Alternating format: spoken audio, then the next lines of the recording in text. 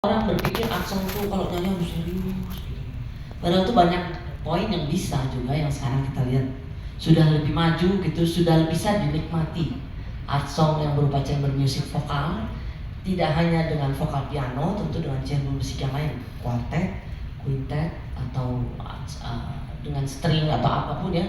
Jadi kami bikin program dalam waktu ada ya 5 sampai 7 tahun ya kami bikin art song series, lupa juga saya. Iya, saya itu kan selain art song series itu ada chamber music series. Ya, itu yang dibikin oleh Yasmina dengan tapi itu bisa banyak kerjasama dengan vokal juga. Jadi dalam chamber music art song series itu Yasmina juga kan? Iya, iya kan? Tapi Yasmina belakangan bukan sih Yasmina masuknya? Apa dari awal ya? Enggak, dari awal karena sebenarnya saya sama Lendit itu pemusik ya.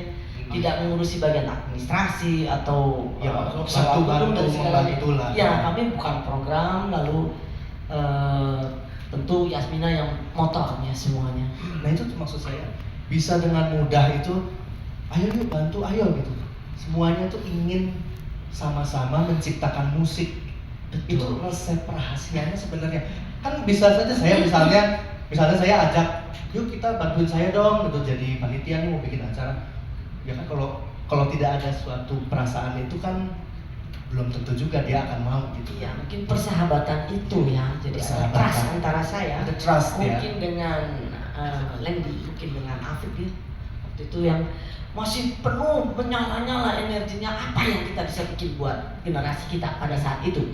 Mau bikin choir atau mau bikin apa, sekolah musik atau bikin kalau kita tunggu pekerjaan dari orang lain tentu ya hidupnya ya maksudnya agak stagnan karena kita kan nggak tahu apakah itu terus. Tapi kalau kita yang bikin sendiri sebuah project seri, project konser seri itu ya memang utama adalah finansial ya. Jadi saya kadang-kadang berpikir program tapi ujungnya adalah itu trust antara saya, Leng, mungkin Afif dengan Ani, mungkin dengan Tante Katrin awalnya dengan apakah begitu banyak orang bisa masuk di sanggarnya Ibu Katrin Sanggar Suara gitu. Jadi memang kelekatan kita itu karena kita saling percaya dan musik itu sendiri menurut saya. Musik itu number one ya. Ya dulu sih sepertinya nggak berpikir yang lain ya. Kayaknya menurut saya dulu kan bukan yang mengatur program dulu yang Randy dan Bilu dan jadi saya begitu terima, Ani nanti kamu dapat program ini, wah saya belum pernah nyanyi semua nih. Gitu, terus itu malah kayaknya tuh jadi tantangan buat saya gitu, terus jadi kayak wah asik banget nih semuanya baru-baru semua walaupun ya pastinya ya nggak tahu ya dulu bentuknya kita nyanyinya seperti apa ya. Kalau bagus apa enggak nggak tahu juga, tapi pokoknya ya kita merasa sudah mencoba untuk mempelajari apa yang diprogramkan. Iya, dan saya juga ingat di era itu Ibu Catherine bersama itu yang Belcanto itu yang di Dharma Wangsa ya. Oh ya. Ya. Itu Dorothy Pun, benar. Tahun ini. Iya, kebetulan murid vokal saya, tapi pengen berbuat sesuatu dan dia memang sangat baik untuk mengorganisir seperti Yasmina ya, Ibu Dorothy Pun. Oh gitu. Ya dulu belajar les vokal dengan saya, lalu belajar les vokal mungkin dengan Afif ya. Jadi beliau itu memang seperti itu, penggerak motor yang pengen berbuat sesuatu banyak dan kita butuh orang yang seperti itu. Karena kalau pemusik mengatur diri sendiri, kita buru-buru ya. Itu belajar musiknya, nyanyinya sendiri juga makan waktu banyak gitu. Jadi mesti ada orang lain justru yang mengorganisir seperti itu ya. Mungkin di Tante punya sanggar sama atau ya kita sih sebetulnya sanggar saya sih biasanya kita latih-latih, tapi selalu kita juga pada saat itu kan memang nggak ada gedung, jadi nggak ada gedung ya. Itu institut itu satu-satunya tempat kita pentas. Kemudian dulu tuh ya nggak banyak tempat untuk pentas kan. Jadi itu yang kita yang ditantang itu. Tapi menurut saya kita dari tadi bicarakan sebagai penyanyi solis ya, tapi menurut saya memang kita dibantu oleh perkembangan musik paduan suara. Ya karena saya banyak yang bentuk paduan suara juga ya. Ya karena waktu itu ya paduan sekarang bukan belum sehebat sekarang ya. Dan saya waktu itu masih ingat Afif aja mau ke luar negeri nanya saya, kira-kira saya gimana ya Bu kalau saya belajar di luar negeri. Masih ingat saya lagi di Belanda, Afif telepon, Bu saya kok jadi kontratenor. Saya ingat banget itu. Ya waktu itu ya. Ya jadi sebetulnya yang membantu banyak sekali juga, akhirnya banyak yang ke luar negeri, banyak yang dapat kesempatan untuk belajar lebih banyak, dan saya gembira sekali itu. Karena kalau itu yang banyak membantu ya. Jadi ya, kalau di sekolahnya itu banyak mecenas ya. Mecenas ini apa? Patron yang menciptakan seni, ya. yang menunjang, yang mencintai seni dan musik juga. Ya. Filantropis ya. Kami pembuat pekerja seni tentu tidak mampu mungkin secara finansial berpikir lebih jauh dari itu ya, karena musik aja seluruh hidup aja nggak cukup belajarnya. Saya aja sebelum jadi ujian saya terakhir, saya belum keluar dari itu, baru datang Pavarotti untuk dites. Oh iya. Jadi saya masih dengar Pavarotti sedang dites. Itu era saya. Dia baru ada dites sama Campo Galliani.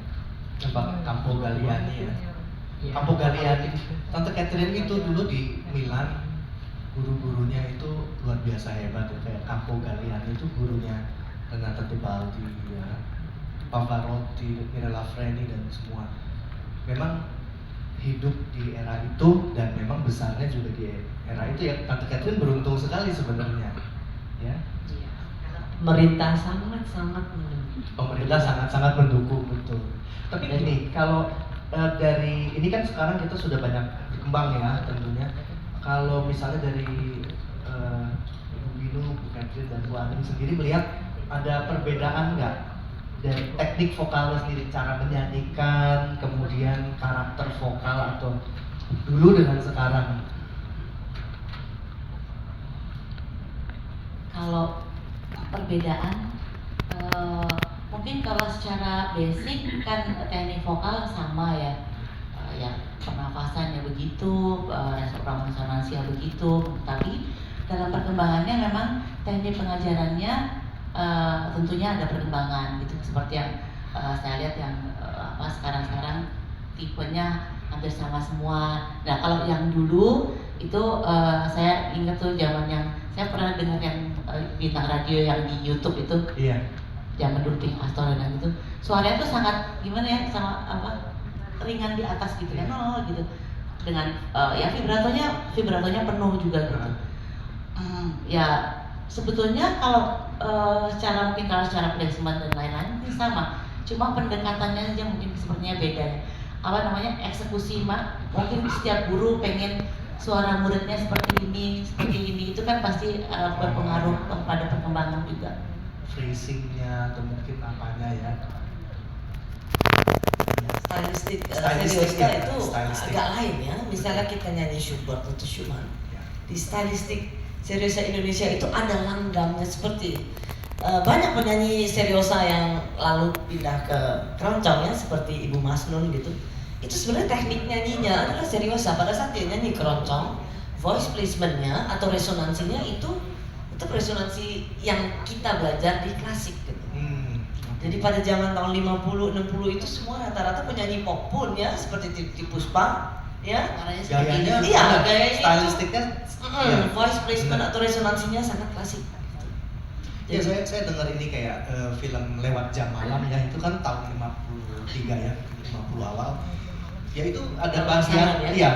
Apa? Norma Sana bukan ya itu? Lewat Jam Malam. Iya kayaknya Norma Sana ya. Itu klasik. Yang main itu Alkaf ya. Itu ada satu adegan di mana mereka ada pesta ya, nyanyi potong bebek angsa yang itu gaya menyanyinya itu sangat seriosa. Untuk gaya musik ala Polones ya, dansa Polones itu ya. Jadi memang cara menyanyi klasik seriosa ya, atau pendekatan vokal klasik barat itu memang dari dulu tuh seperti natural ya, dari dulu ya. Ya kalau sekarang sepertinya itu jalur khusus gitu. Kalau yang lain kan orang-orang mungkin yang pop, yang lain-lain gitu ya. Ya karena popnya juga berkembang kan. Iya. Pop yang dulu hiburan kedengarannya sama dengan sekarang kan udah macam-macam popnya. Iya. Betul. Oh ya, ini untuk para hadirin sekalian, ini kami menyediakan ada QR code. Jadi kalau mau melayangkan saran atau mau melayangkan pertanyaan, silahkan. Tetapi mungkin kami tampung dan dari situ kita akan memilah untuk seri kedua nanti ya, diskusi temu sapa seri kedua. Nah, baik. Ini saya mau membuka sesi pertanyaan. Mungkin ada yang berminat untuk bertanya.